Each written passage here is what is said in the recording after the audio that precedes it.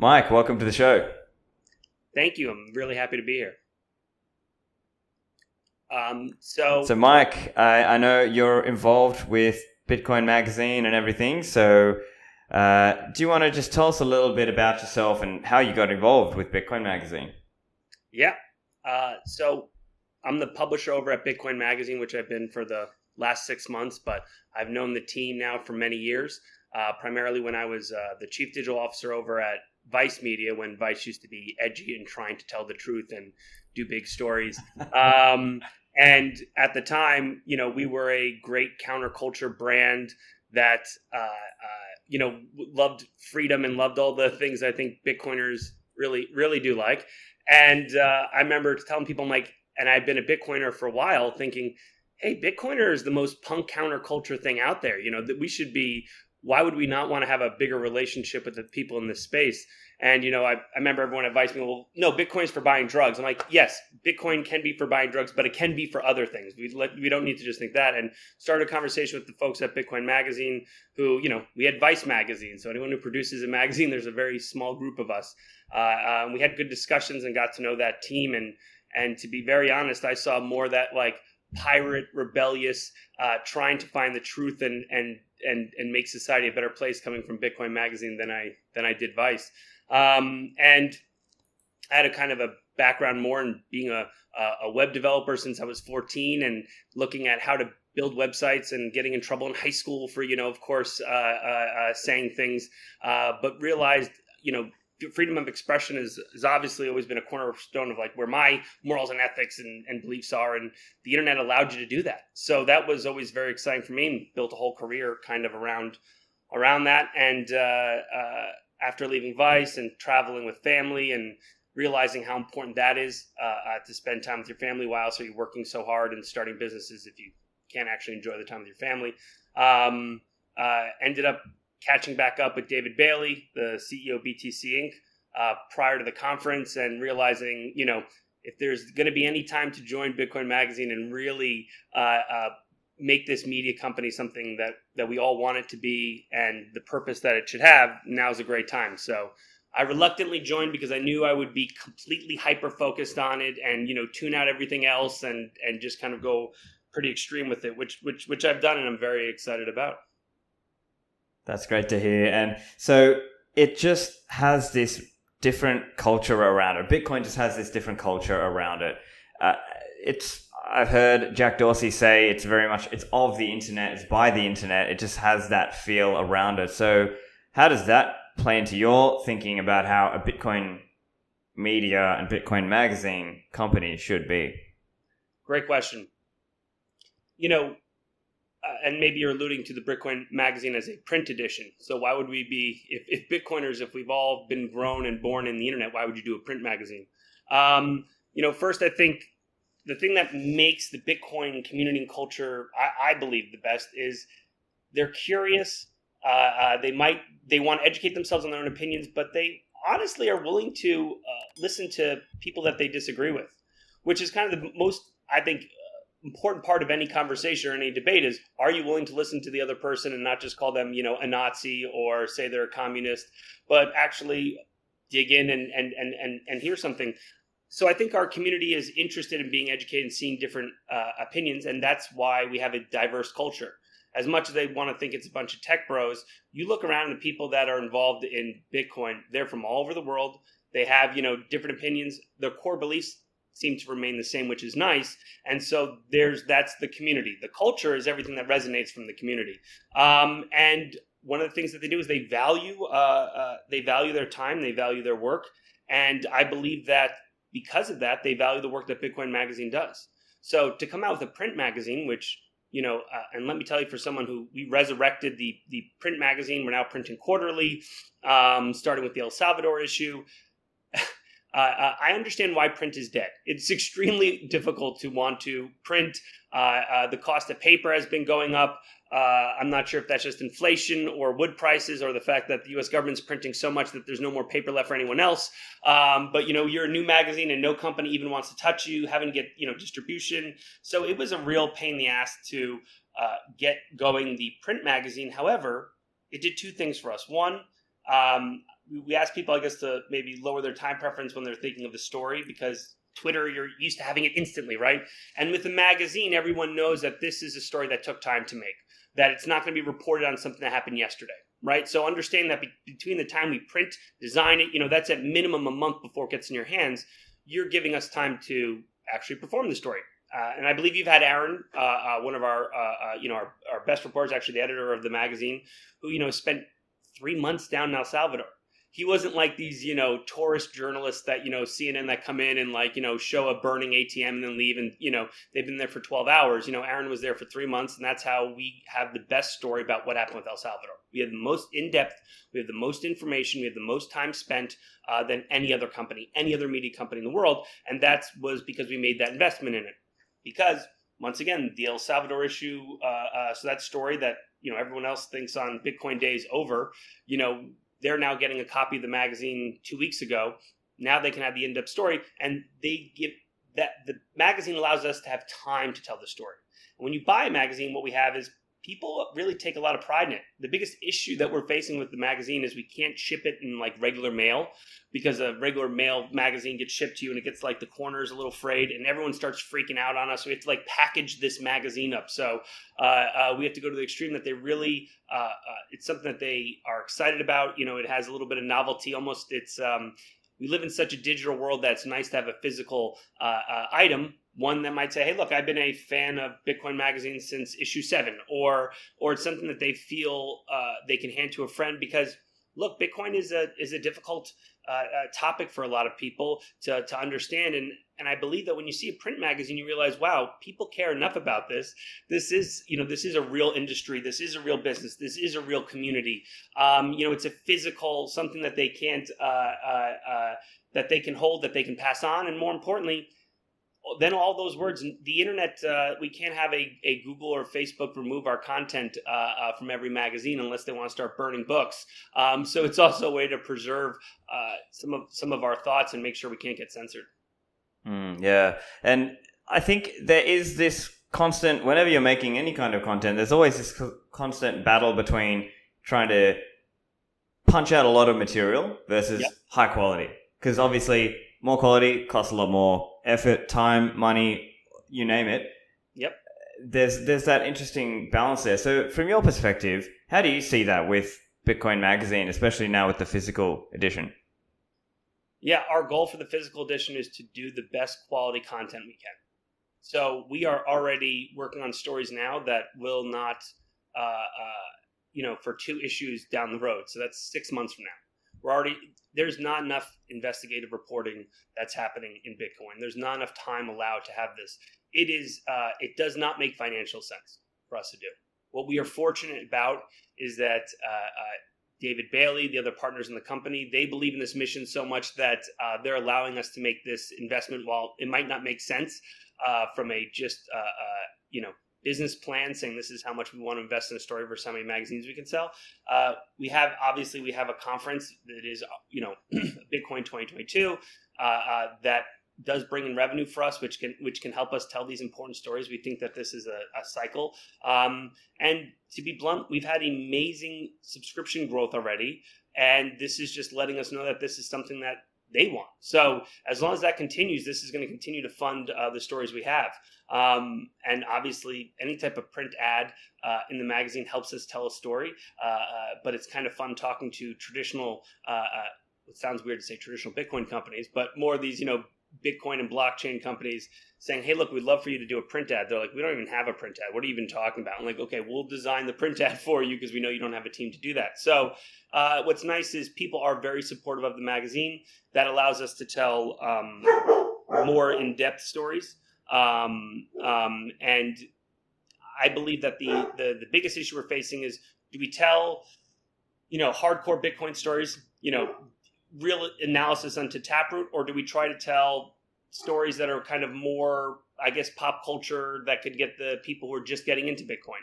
So that's the biggest, I think, problem that we're facing now is this for the hardcore Bitcoin community, or is this for new people entering the Bitcoin space? Because we could be a counterculture magazine and movement, but we do want to go mainstream, and we do see the benefits of the Bitcoin message helping, everyone. So there's a balance there that sometimes some of the articles might be very difficult to read for someone who's even been in Bitcoin for 2 years, but we have to, reward and educate and provide content for, people who've been, fighting the good fight in Bitcoin for, the last 8 years. But we also need to start making content that can help, no coiners or they're, just kind of curious about Bitcoin, because this is for a lot of other people, Bitcoin Magazine was the first time that they saw some of this content, that they started seeing people passionate about it, and we need to make sure that we're not only rewarding the old following, but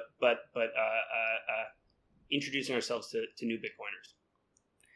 I definitely can appreciate that as well myself when I'm thinking about podcast episodes and targeting beginner versus intermediate versus advanced level Bitcoiners, and even different subjects, right? Is it a cultural sort of thing, or is it more economic, or is it more technical? Is it more some other element of this? And the other thing with Bitcoin is things can change so quickly, right? So someone might have gone and written a guide on how to self-custody or how to run their Bitcoin node, and then 6 months later or 1 year later, it's changed.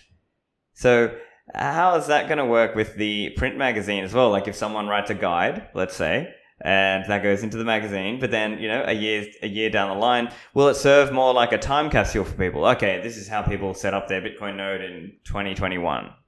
Yeah, I think that's part of the fun part about all this. Look back at some of the old magazines when you see when people are trying to tell you how to use a VHS on your home to record shows, or you see some of these things and you go, wow, look how ancient technology was back then. Look what you had to do. So, let's hope that innovation keeps continuing in this, and people look back at self-custody going, that's what you had to do in order to secure your Bitcoin. I would say we probably don't do as many guides. We leave our guides for online because you want that information to be, up to date.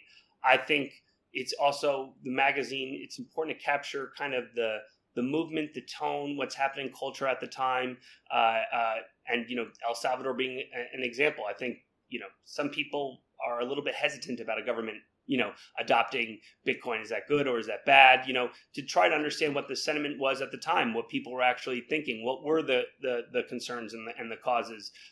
So that is a time capsule of that moment. That is a time capsule of what happened when El Salvador pioneered this, the good, the bad, the ugly. And I think if you read the article, you'll see it's the nice thing about it, it's very truthful. So we're not just fanboys saying everything is great, this is how it all works. We have to do the journalist job there of actually reporting on it. And so once again, facts will change and people try to rewrite history, but we've written it down, we've printed it. We don't have by not rewriting history, I think that's a crutch that a lot of other media companies use, to repost it or to delete the old one. That means we have to be more accurate. So I think we're more accountable when we have a print product. There's no memory hole or rug pull of changing definitions over time or things like that. It's the magazine that went out in this month of 2022 is that magazine. Yes. And so I think the other thing, and of course, it depends who you talk to and who you're listening to or who you're reading. But sometimes in the Bitcoin community, we can get very technical about things. And sometimes that's not the best way to appeal to the pre-coiners and the new coiners, because sometimes the stories are what really captivate people's minds more so. So I presume that's also something that came into your mind as well about how to structure, how to plan what goes into the magazine, right? Yeah. Look, the physical magazine should also be a celebration of the community that Bitcoiners have created, the culture that we are embracing and trying to push. And it's important to also highlight the people that are making this happen. And by doing so, you can see a little bit of yourself in probably everybody that's doing this and get to understand more people. Because I personally believe that Bitcoin's values, there's so many people out there that share the same values. They just maybe don't know that about Bitcoin, right? Because as we all know, there is no Bitcoin PR company. If you think about like what company could be started that there's not a PR company providing information, there's so much misinformation or they don't understand. I mean, news can't even cover it correctly. I mean, they do such an atrocious job. So I think when we are looking at what type of topic we're trying to cover, I think it's important to highlight real cultural stories. For example, Bitcoiner's Travel Guide. Why do I think that's important? Not just because, here, travel to El Salvador because El Salvador says Bitcoin. No, the point is that we have Dredge, so we have our Jamaican pole vaulter who's a hardcore Bitcoiner and does an amazing job with PlebNet and everything else like that. Be like, hey, listen, you're a loving, great person that's already organically traveling the world trying to tell people about Bitcoin. Let's go to places where you can only use Bitcoin. And once again, people have done that before, but more importantly, you're connecting with people in a new way. When you're traveling to a spot and they accept Bitcoin, they're excited to have you there. This is a language we all speak. And so we were just in Ukraine, and Kiev, you're talking to people accept Bitcoin. They might speak Russian, Ukrainian, doesn't matter. We kind of have this smile that we know we all believe, at least in Bitcoin, there's a connection we have there. And I think that's exciting to me. It's a way to showcase, here are places around the world and this is how they're actually utilizing it. I think you can dig into the story and not just make it superficial, like travel here or travel there, but you can dig into almost understanding why people are using it, the type of people that are using it, how you can travel to those destinations. So that, I think, it's a travel guide. That's a context to do it. Now, American Express and MasterCard spend tons of money sponsoring travel shows. They don't spend the whole show talking about how Visa international terminals work with merchant pay so that they don't spend the whole time talking about that, right? They try to tell you, listen, you can go anywhere in the world, and if you have this card, you're able to purchase things around the world. What do you want to explore? It's about you. So similar to that balance, we want to talk about what freedoms does Bitcoin allow you to have, not maybe talk exactly about all the technical aspects. Now, we were in Ukraine and we rented a tank with Bitcoin, but we actually, in order to do it, the guy would only accept it if we had to use a Telegram bot where you send your Bitcoin and then you send it directly to his prepaid Visa card. So it took us like 10 or 15 minutes. But it's funny dealing with a guy who's 75 years old, who happens to have a tank, who's part of this former Soviet army, who's now using it, who's getting paid on a prepaid card through a Telegram app. So that part of it was clunky, but it was fun to actually see. And you can tell that in an exciting story, but also, once again, put a time capsule to how people were actually using it back then. What was actually the adoption rate? What are the tricks that other people are using to be able to make this, part of their kind of economic, financial life, but also be utilizing Bitcoin technology, but maybe the best possible way for them to use it in their traditional way of paying. Yeah, and you mentioned Ukraine, so I'm curious how you get the ideas for which stories to cover, like that. And I guess this also came from what you mentioned earlier with what was happening with Vice around what's the interesting story, what's going to be hot, what's going to be on people's minds, or what's going to get people thinking. How do you think about that in terms of Bitcoin stories? Yeah, one of the things that made me most excited about joining this company was I thought there were some of the best stories that are happening right now are around what Bitcoiners are doing. And for some odd reason, they're not being told in traditional media. We see organically an unbelievable podcast community that wants to talk about it, but we're not visually being able to see it as much or capture it. So for us, when we're looking at stories, unfortunately, there's too many right now to tackle all of them. But part of our plan is to grow our media company, our magazine, our video product. And part of that is doing that internationally. Because even though Bitcoin is a global language, English, while it's predominant language, is not the global language, right? And if we're trying to get more people to understand Bitcoin, we need to be translating our content, localizing it, which is why we opened an office in Kiev, in Ukraine, to handle, what's called the CIS region, right? But mostly Eastern Europe and Russia, which we're taking all of our content, translating it. But also by doing so, we're having original reporting done by reporters on the ground there. And what that will start doing for us is we're building out our global network, because it's not just us looking, I'm based here in New York, our company's based in Nashville. We're kind of have people all over the world. We're a very cool remote company, but it's not just a U.S. version of what is the story. We need people that are kind of in the trenches, that are actually reporting on how this is happening, whether that's in El Salvador. I mean, I laugh that, poor Aaron is going to be known as the McDonald's guy because, he made that original tweet like McDonald's at Bitcoin. But the truth was, it was because he was there for 3 months and knew what was going on, and that was the place he was always going. So he finally asked, was able to capture that. And now it's always weird because now you see all these Bitcoiners go to McDonald's and they like take a picture and some like rite of passage thing, and which is strange. But that's an example of if you have someone on the ground, we're going to be able to find out the better stories than if we're just looking at Twitter, or if we just go, hey, let's try to force feed this story. So having this community, these people that are telling us the interesting insights.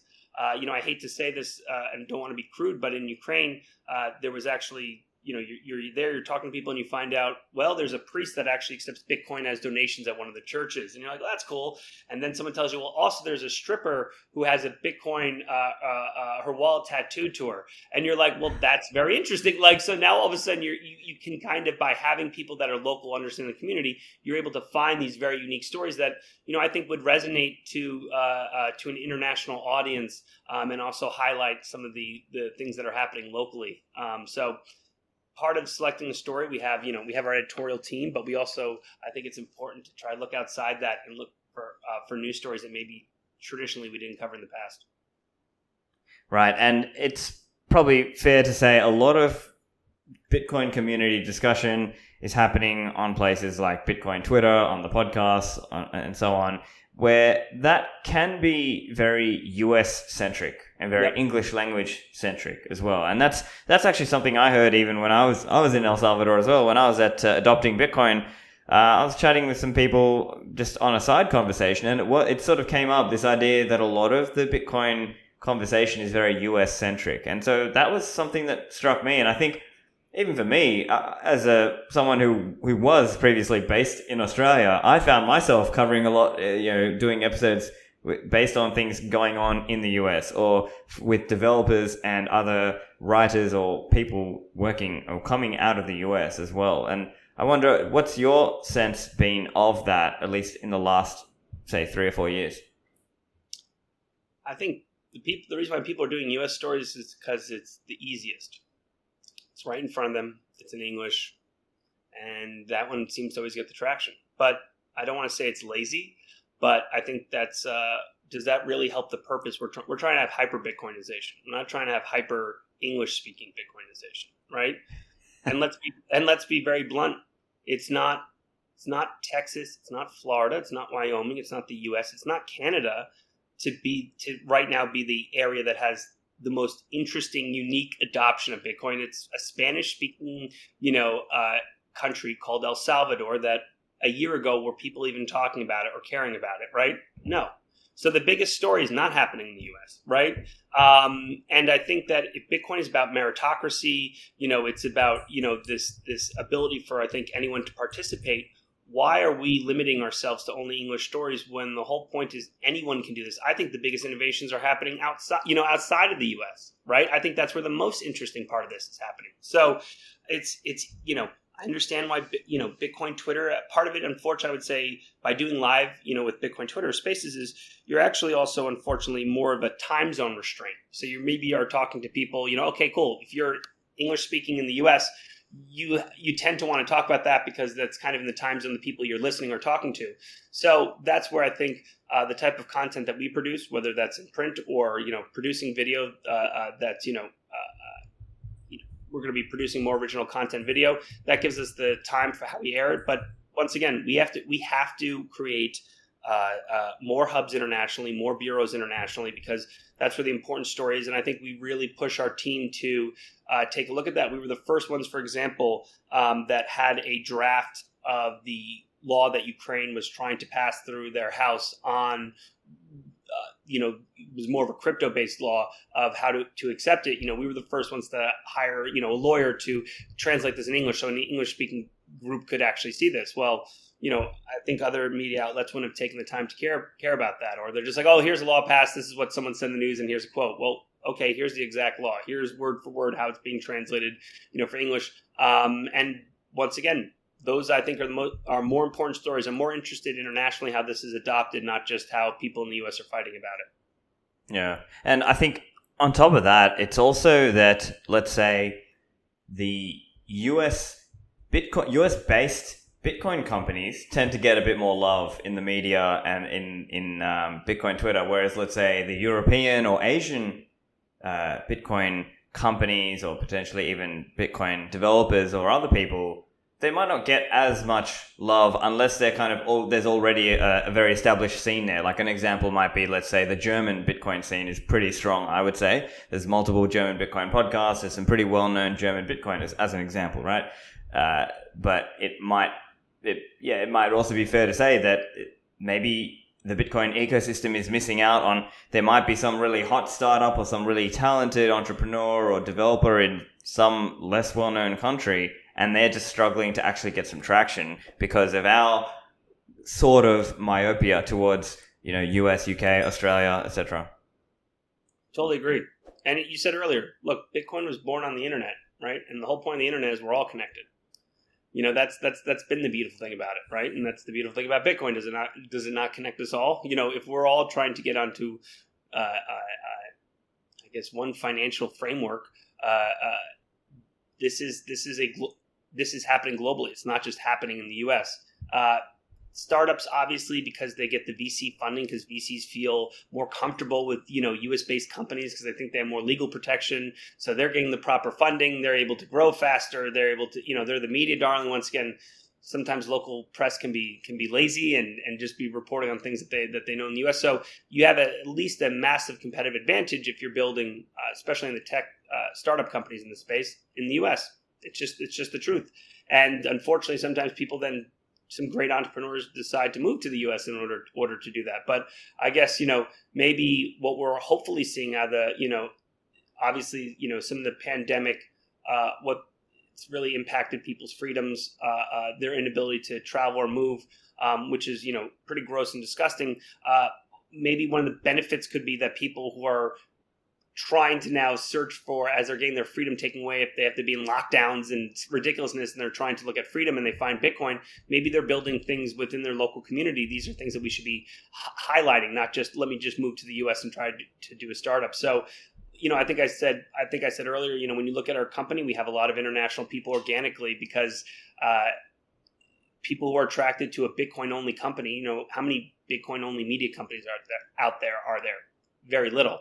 They're going to be, the Cointelegraph, CoinDesk, fine. They're covering everything, but the people who believe in Bitcoin want to be at a Bitcoin-only company. There's not a lot out there. So we're trying our best to make sure we get in these places that obviously we also create a business model that we can hire local people. We can tell local stories. So, that comes with obviously having to get advertising or sponsorship dollars or the right partners. And in order to do that, there needs to be an active space where people want those products. You don't want to just advertise in a region where no one wants it. So we're actually, I think, in a really unique space by just when we open in locations, hearing who's willing to even advertise, that these are other startups and companies, that there are other technologies out there. It's not just the US. So I think, we hopefully want to be a really great platform for people to tell these stories, but we also need to be a platform that people want to come to tell us what's going on. Yeah. And speaking of understanding what's going on, Bitcoin can be a technical subject, right? It can be, I'm thinking here of, let's say, Aaron Van Weerden's Taproot explainer articles or other things like that. And that's maybe at the development and technical level, but even other aspects of it that are sort of quite nuanced and take someone who has quite good knowledge of that industry or area, whether it's AML laws or whether it's economics or whether it's some other thing. How do you think about that aspect of it? I guess let me put the question this way. What's your take on the state of the way Bitcoin is covered in the media today when it's not Bitcoin specialist media? Are you talking about like traditional media or the right? Corporate media? Yeah, as in how they might cover, and they might give some explanation of Taproot or something, and maybe it's inaccurate or some other thing. Yeah, so I think we've all seen just a real big failure within the corporate or mainstream media these last couple of years, which is, I think, horrible for our society. They failed on all fronts. They're doing a failure in any type of investigative journalism or even getting the facts right. The internet is constantly showcasing when they're just getting even facts wrong because they're trying to push an agenda. And what scares me the most is I don't see corporate media wanting to push a positive agenda for Bitcoin at all. There's no advantage to them for that because Bitcoin, is let's see, it's scary. They don't understand it. They are jealous. Half of them are jealous. They love to say, "Well, I knew Bitcoin was 1,000." I'm like, I don't care. That's irrelevant for how you're now covering that topic. And also, this is a very scary thing for all their advertisers. All these corporate media makes a tremendous amount of money from the same companies that will be disrupted by the adoption of Bitcoin. So there's two parts to this question. One, they are not incentivized to cover Bitcoin properly. And two, they don't have the staff, they don't have the resources, and they don't reach out to the technical people to want to do that. So traditional corporate media, it doesn't have, they're not going to spend 45 minutes on air properly discussing Taproot, right? Or properly getting into,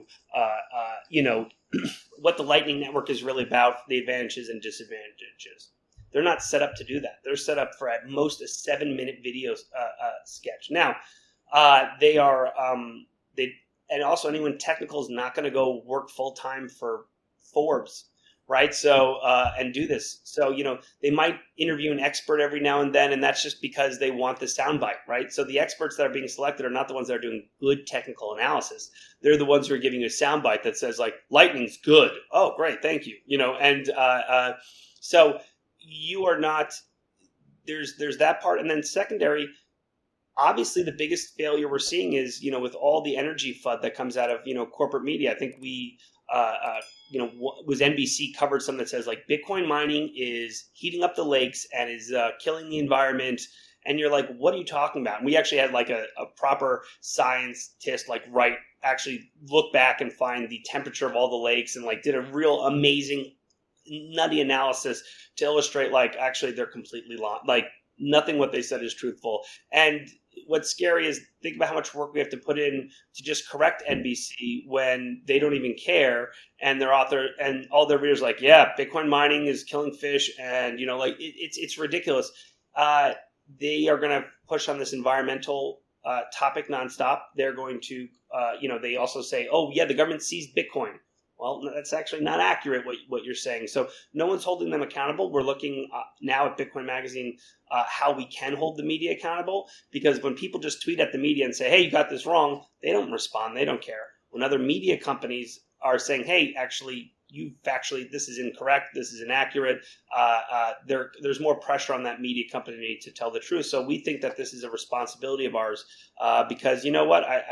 It's not a joke, but I obviously love my mom a lot, as any son would, but I like getting the texts from when she watches mainstream media when they bring up Bitcoin. So even my mom, who I have to keep telling her Bitcoin is not a company that I work for. I work for Bitcoin Magazine. She'll say, Michael, on Tucker Carlson, he had an episode about Bitcoin. You got to watch it, Channel 5, right? So like I'm watching how a large group of people, this is how they're getting their news about Bitcoin. They are getting it from corporate and mainstream media. And, if they're not accurately reporting and no one's holding them accountable, then you have millions of people who are going to be getting false information, which is never going to help our movement.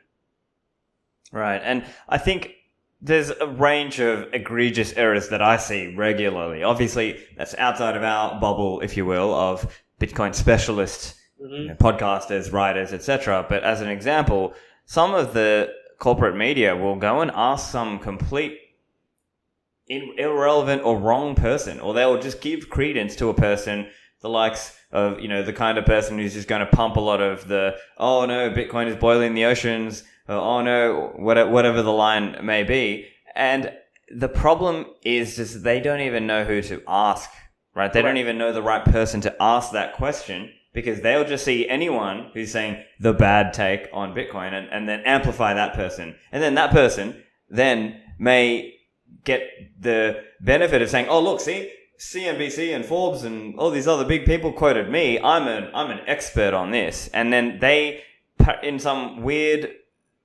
way, they benefit out of this because everyone's just copying off everyone else, and they see, NPC news organization 1, 2, 3, and 4 all quoted this guy. Yeah. Right? It's look, think about this. Here's the problem with the structure that we have is in the past, if news broke about Facebook, a reporter would call up Facebook's PR department and say, hey, I'm from ABC. They have a relationship with their corporate PR, internal PR. Hey, what's this story about? Do you want to quote on the record? And they'll say, sure, we'll quote on the record, A, B, and C. Or, hey, we're going to quote off the record. Or they'll say, look, you got these completely wrong. These aren't the facts, as you can see here, here, and here, and here, and set the record straight. That's what media companies are used to. They're used to, well, did you check in with, the head of PR for Facebook or for Home Depot? And they would get that. For Bitcoin, they don't have that. So now they don't know who to turn to because, once again, their traditional approach was, get quote from company. There is no company to get a quote from. So now you have these people who don't even know how to handle this because they were used to being force-fed information by an internal corporate PR company.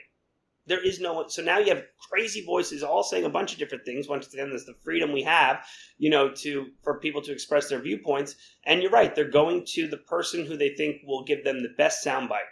And they fall back on the easiest thing, which is person who gives them the best soundbite, not actually breaking down to, okay, who is really genuinely an expert in this field that's going to provide us with information, even if it's not sexy or if it's not going to get page views or headlines, but who's going to provide the most accurate information. They are absolutely not incentivized, nor have they shown us that they're willing to do that, which once again goes back to why it's super important and essential for us to be able to provide, accurate reporting on this, do more in-depth reporting so that they can cite the work that we're doing. Because we're like, look, we actually have proper journalists in this space who are digging down, who provide you with more information. And I guess part of our role at Bitcoin Magazine is to call out corporate and mainstream press when they are, being completely inaccurate. So I think that's something that, we haven't done enough with as an organization because we're trying to grow as fast as we can and bring in smart people, but I think it's our responsibility to also call this out because it's a real negative thing. And now you're right, there's a lot of hucksters that gotta say they're experts in something because they were willing to give a shitty soundbite.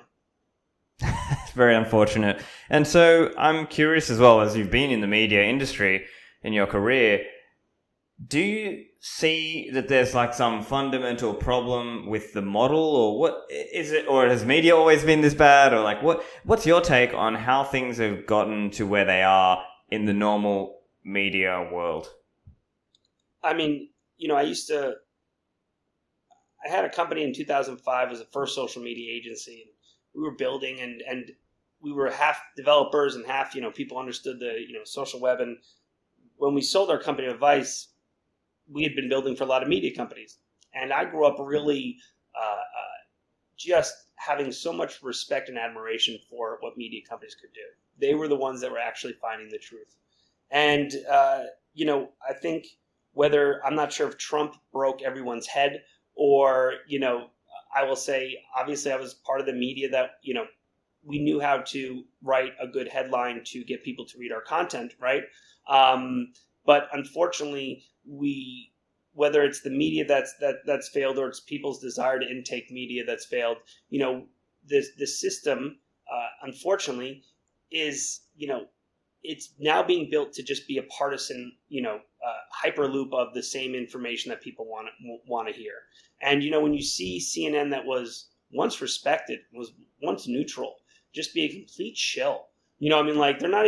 And once again, I don't care what side the political you're aisle on. The whole point of reporting is no one should know what side you're politically on, right? It's embarrassing to watch, and I think part of it also is, you have I will say, especially I saw as advice was like, we used to have people want to tell a good story, that they want to get that information, meet someone maybe completely different than them, but you could empathize with what they were going through and tell that discussion, not to agree with everything that they say, what they stand for, but understand why they got there. And now, obviously, in what is, the real disease, which is woke, that has gone through, all these media organizations where people are afraid to say the truth. They're afraid to report on facts because they're going to get, kicked out of their media organization because it doesn't fall in line with, what the corporation wants them, because they're afraid that, that Media Matters, which is a shitty organization, is going to go to Pepsi and get them to pull their advertising because they said something. They said that if you say that men can't have babies, then all of a sudden now you are, you're transphobe and you should be kicked off of everything. We're living in that kind of crazy time where they're getting pressure. I mean, they're getting self-censorship. You're watching traditional reporters just leave the traditional media jobs. Like, this is not what I signed up for. And you're not telling the truth. You're seeing, as dumb as it sounds, I mean, I think a turning point is going to be the way that CNN report on Joe Rogan taking ivermectin and saying, Joe Rogan's taking horse tranquilizer. You're looking at going, what are you talking about? Factually, this isn't true. How could you get away with saying this? They are, I think, kind of in this little tizzy where they're not being called out for anything. You look at all the court cases against the media companies about accuracy, and they're all saying, well, no, we're not news, we're entertainment. They can identify as entertainment, which allows them to lie. I think it's really scary, and they're fighting for relevance, which is why they hate people talking online. They're trying to discredit anyone else, because they're trying to say, if you just trust us, CNN or MSNBC, the mainstream media, we will tell you the truth. It's these other people. It's this other, bad information because of Facebook allowing other people to talk. I mean, how is this not an extremely scary thing for people? How are they looking at this as this is a positive, that, the media organizations are the ones trying to get any alternative media, any alternative voice, censored, removed, because they're the one true voice, and yet we're watching them constantly make massive failures in their reporting and not being held accountable for it. I mean, it is, I'm horribly scared by it. It's very sad, and you're watching now a generation of people that are trying to push their cause, not push the facts. So whether it's Vice or other companies, it just looks like a bunch of hall monitors that came in, and they're trying to police everyone on their virtue, and they're trying to force the world to look at everything exactly in their view versus reporting on the truth and facts, and telling the appropriate story, the factual story. So it's a very scary time for media, and I think especially with our company, the importance of kind of having a niche. One issue that you talk about is we can be experts in it, and hopefully we can help inform other people that are looking for expert opinions and not looking for more, kind of crappy fluff.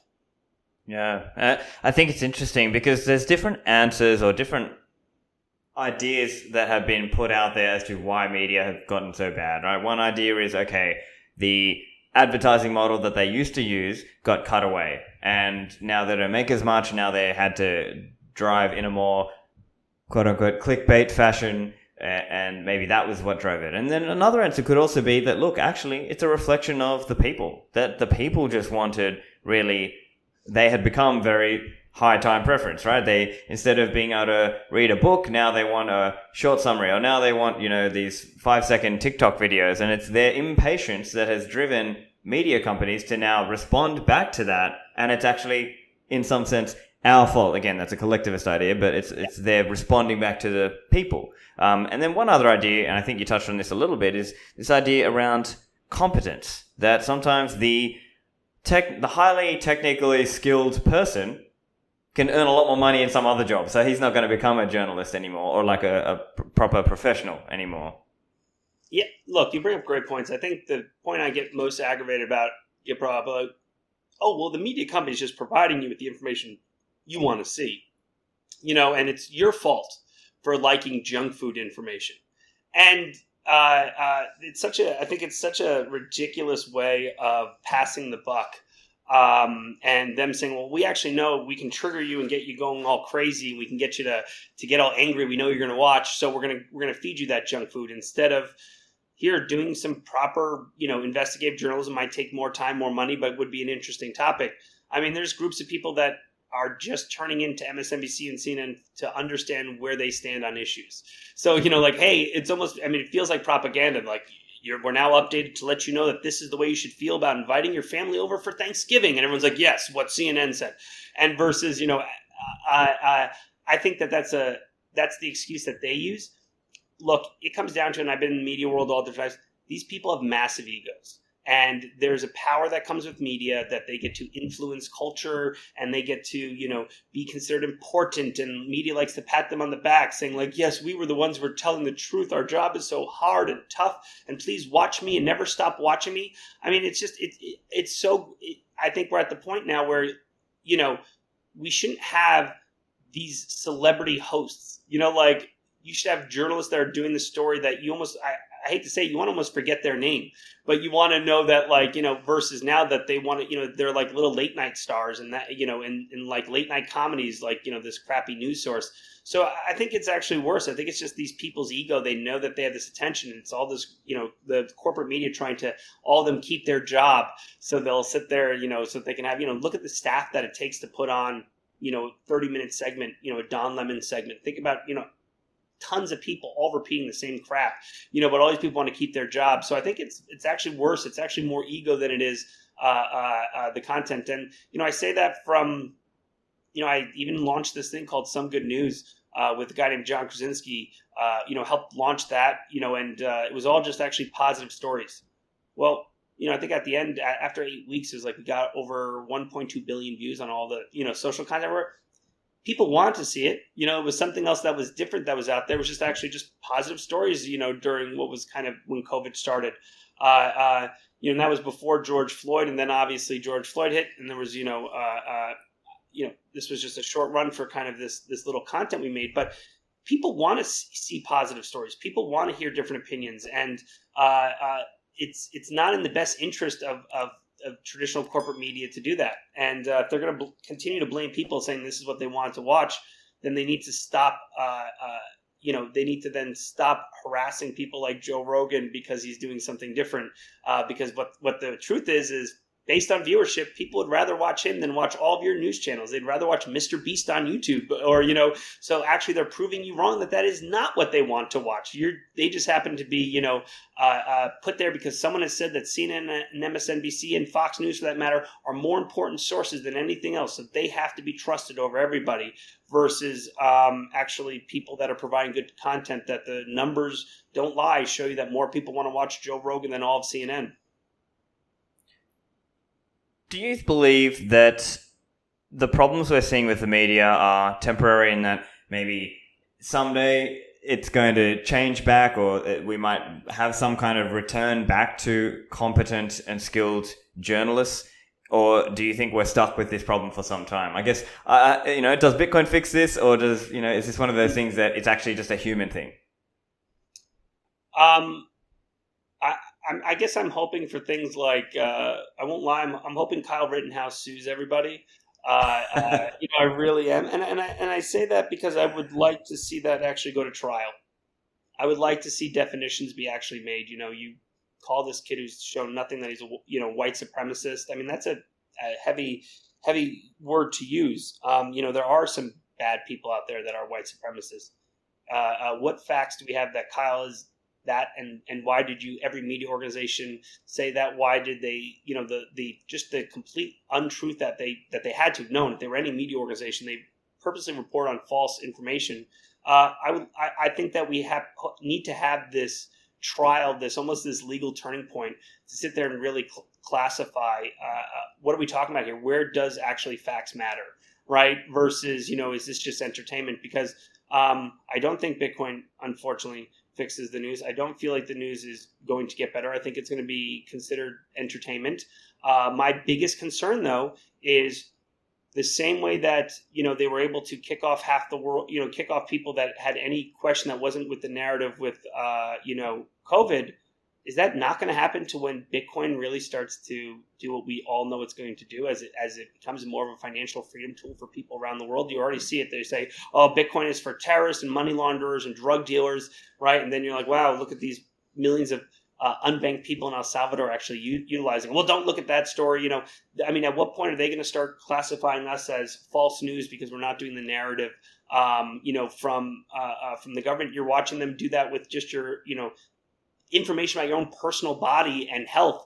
When it comes to finance, when it comes to the global reserve currency, why are they not going to say that we're a danger to the state for the content that we make? So I think maybe, hopefully Bitcoin doesn't fix this, but I think that Bitcoin is going to there's going to be a media war in Bitcoin, that's going to happen. So that's why I believe that it's important to fight, on every little bit of this, especially with, if we're talking about COVID misinformation, if we're talking about, just reporting trusted news organizations that are reporting falsely, we need to hold them accountable because they're going to come for us, right? They're going to come for, we're already, if you look at it, we're Bitcoin Magazine. We just talk about Bitcoin. We don't talk about any of the altcoins, right? We're still going to be shadow banned on Facebook. We're still going to be shadow banned on LinkedIn, right? Because they lump all cryptocurrency into one, right? And, we're already seeing that. The only reason why what's odd enough is we do so well on Twitter is because Jack Dorsey's a big supporter of Bitcoin, right? These other networks, you came by ads to promote a news story on Facebook, right? So, you have 100,000 followers and 8 views. We're already being banned on all of our social content for providing factual information.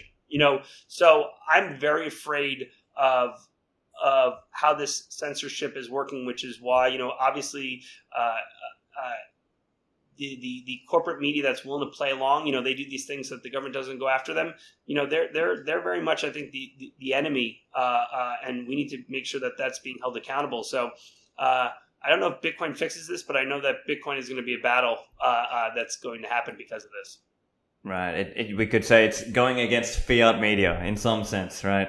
Yes. And so, I like that. And so it's like for anyone who is trying to put out material, whether that's podcasts or articles or whatever, you do have that concern that they're going to start putting those warnings, right? So, for example, on Twitter, if you tweet from the quote-unquote wrong opinion, they'll put the warning, missing context, or fact checkers, look what the fact checker said. And so that must also play into your mind as well when you let's say you're tweeting things out, or you're making a YouTube for the Bitcoin Magazine YouTube channel, or on other social media, that risk of having your content being deboosted or taken down, or having the content warnings or the fact checker warnings. It's a huge problem, and I think it's going to be it's a bigger problem for. And once again, I'm a freedom of speech person, so I want there to be more competition in the space. I want more companies to be providing this content. I think it's going to be worse for them. At least for us, this is I think why we have a bunch of different products that, a magazine is a paid yearly subscription. We have a revenue source, coming in. We have our deep dive, which is Dylan LeClaire's, paid product to provide more on-chain analysis. We have a conference, right? That is ticket. So we have alternative revenue sources. But, so that's not going to scare us off from telling the truth on a social network, but we know that post is going to hurt us. Now, we're almost starting to think about, is it even worth being on some of these other social networks? The problem is we have to, because we have so many, like Facebook will always do everything they can to hurt our views, yet they allow for every fake Bitcoin magazine account to happen to shill some of the crap. So it's interesting that they come after us for actually reporting real news, but they're not going after fake accounts, right? So we have to be active in these just because we don't want our name to be damaged by these fake accounts. We're going to be held to a much higher standard than the CNNs and the MSNBCs, because every little mistake we make, look here, they can't be trusted. So we can't allow that to happen. And what we really would love to build Bitcoin Magazine to is, we get to say, hey, look, we were a very trusted news source. We were, when we first sold the first Bitcoin magazine, it was, probably cost you $2 Bitcoin at the time, because I think Bitcoin was $4. Magazine was $8.88. So good investment for some. We can do our best to try to be a respected and trusted news source, so that when people who have content, I want them to come to Bitcoin Magazine and look at us as a protected platform, that we are going to sit there and say, look, sometimes you have opinion pieces, sometimes you have investigative journalism. How could you tell that story with our platform, so that one, if you do it, you're not going to be censored, or you're not going to be ghosted, and we have to try to build we got our page finally verified by Facebook. We're the only crypto media company to be verified by Facebook, right? And that's a big step. I know it sounds silly, but that took us a year to get, right? So I think it's important for us to build a platform where there's freedom of expression can happen, having alternative ways to monetize it, which we're very lucky that we have such a good readership that's willing to do that, so that this can become a place for other people who have important stories to tell, that this can be a place for them to do that. Because if they try to do it on their own, they're going to be, banned and pushed to the, I think I guess the garbage can of the internet, and not being allowed to be told those stories. So it's important for us to continue to build this media platform to be trusted enough that we can at least have a seat at the table and say, why are you banning this? We're actually factual, or going against the ones, the fake fact checkers, and going against them, saying, actually, as you can see here, here's all the facts. So we really do have a battle for facts and freedom on our hand at Bitcoin Magazine. It's not just about telling you to buy Bitcoin. It's much bigger than that. Right, yeah. And, if we all get cancelled, at least there's still the print magazine. I will say this, man. Getting canceled's fun. It's worth it. You should, there's going to be two different worlds. There'll be the canceled and the uncanceled world. And if you look at what they're canceling everyone for now, I would like to say that think that in a certain time, no one's going to want to be uncanceled, because those look like the least cool, most annoying people that do absolutely nothing in the world. So I guess the whole world will be in two different sides. And I'm happy. I'd rather be on the canceled than freedom side than the other side. Yeah, and it's got I think it's probably also going to happen to a lot of us on Twitter sooner or later, given the way things are going. So, but nevertheless, definitely important to hold the ground that you already have on some of these platforms, rather than just seeding that turf. So I think it is worthwhile still being there. Obviously, you've got over 1.5 million followers on Twitter last I checked, with Bitcoin Magazine's account. And I think the Bitcoin conference account also has a decent number of followers as well. So, I mean, just all important ways to keep pushing out that material as well. So one other thing, actually, just around, I guess, training of people. Like, obviously, there's going to be a lot of new people coming in. What's your thinking there around training for new journalists and writers and other people who are contributing at Bitcoin Magazine? Because obviously there'll be a lot of new people coming in, and that might raise some of the questions around, okay, how's everyone going to get trained up quickly, right? Not everyone can be the Aaron Van Weerden, right? Yep. I think you're asking a very important question that we're struggling with, which is, we're trying to find reporters that have high, ethics, are trained to tell a factual story, are talented writers, and then on top of all that, have a deep understanding of Bitcoin. There's not a lot of them, right? And that becomes difficult. But I do think what we are allowing to happen is, and I'm not sure people see it yet, but it's happening, which is Bitcoin Magazine is becoming a place where people either A, want to tell stories about Bitcoin who understand it, or B, or really want to dive into it, are coming to work at our company. And I would love to use 30 seconds to say, like, if you are a great reporter, if you do want to do proper investigative journalism, if you do want to help people just even understand the basics of Bitcoin, please come talk to us. We want to hire those people. We want to do more of this content. The training ground for the magazine, which should be, I think, our banner product, that's proper investigative journalism. You're going to be held to a much higher standard critique versus maybe someone who's writing some of our web articles or maybe some more of our video content shows. I think that it's exciting to actually also grab people that are actually utilizing this. So let's not make the mistake that we're going for the traditional academic reporting crowd, right, and missing out on the people who are actually utilizing this. Because to become a reporter, essentially, if you're at least telling a factual story and it's your experience, you don't need to be, you don't need to be verified by the guild, but we just need to hold you. We just need to make sure that we're properly fact checking it and it is an accurate story. I think that's going to become difficult for us to obviously grow that. But the nice thing is, proof of work. We're watching people who've been in this industry for a while now, who've done good stuff, and we want to bring them into hopefully a bigger platform. So the more that we see people actually putting content out there, we're identifying those and trying to bring them into the company. Excellent. Well, I think we're pretty much running up to time at this point. So, Mike, where can people find you? And obviously, if they want to get the print magazine, what's the best way for them to get that? Yes. Well, bitcoinmagazine.com. You can go on our store there. You'll be able to find the magazine. And obviously, if you look all around the internet, we are constantly giving discount codes of 21%. So, please utilize those and subscribe to the magazine. I think it'll be something that you'll quite enjoy. You can find us everywhere, Bitcoin Magazine. And me, Mike Germano, you can find me on... because I was part of the first wave of social media back when you used to use your real name, and I don't have a fun one. It's just Mike Germano on Twitter. Would love to continue any conversation. Anyone who has questions would love to reach out. And once again, if you want to help us build, freedom and facts and help with hyper Bitcoinization, and you want to help us with that fight, we'd love to talk to you.